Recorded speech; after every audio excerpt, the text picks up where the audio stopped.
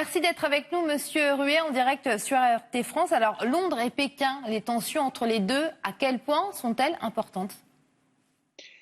Bonjour. Oui, alors c'est une situation diplomatique très compliquée parce qu'on a une situation qui est à la fois très embarrassante pour Londres et qui est très épineuse pour Pékin.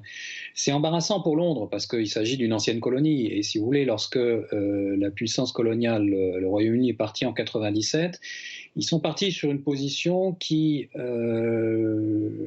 essayait de donner un statu quo, mais pour une durée de 50 ans. Or, on sait bien qu'un texte ne peut lui vivre 50 ans, mais que les conditions internationales qui président à ce texte peuvent changer. Et là, les conditions ont changé. La génération qui a donné l'indépendance, qui a rendu, Hong Kong à la Chine, est toujours indirectement aux affaires. Et donc, c'est très embarrassant pour eux parce qu'ils avaient donné des garanties un peu intenables sur 50 ans, mais ils pensaient que ça allait tenir sur 25 ans.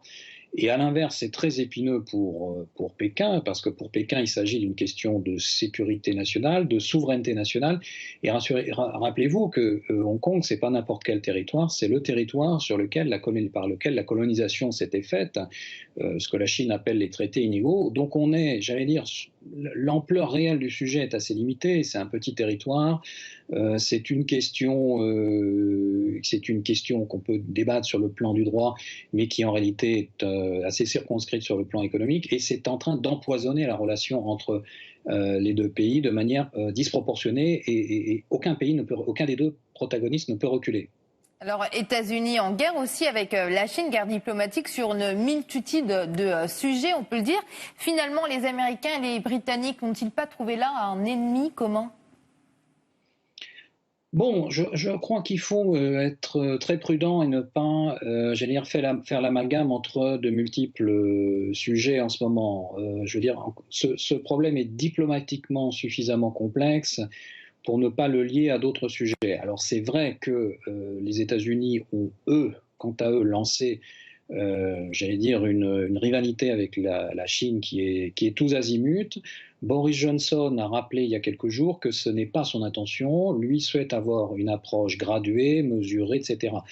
Il se sent responsable, son gouvernement se sent responsable d'un territoire qui a été une ancienne colonie anglaise, et c'est là toute l'ambiguïté, c'est-à-dire Londres est sortie politiquement, mais en disant nous restons là juridiquement, et elle se fait rattraper sur le plan politique. Mais Londres essaie de ne pas se faire rattraper sur le plan politique au sein, et de ne pas se faire happer dans la querelle sino-américaine. Londres veut bien sûr avoir donné des gages à l'allié américain, mais veut régler les dossiers avec la Chine au cas par cas.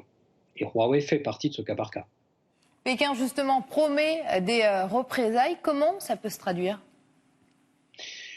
Alors, je crois que Pékin, justement, le problème de Pékin, je le disais tout à l'heure, c'est une question épineuse. C'est une question épineuse parce que pour eux, c'est une question de souveraineté nationale, pour le Parti communiste chinois en particulier, donc c'est une question de légitimité.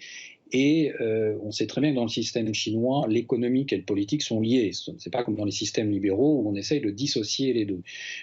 Donc je crois que les mesures de rétorsion peuvent aller jusqu'à l'économique. Et dans ce cas-là, il y aurait un problème potentiel, puisque je le disais, autant les Anglais essayent de dissocier les rétorsions politiques d'un côté d'un engagement continu économique dans l'autre.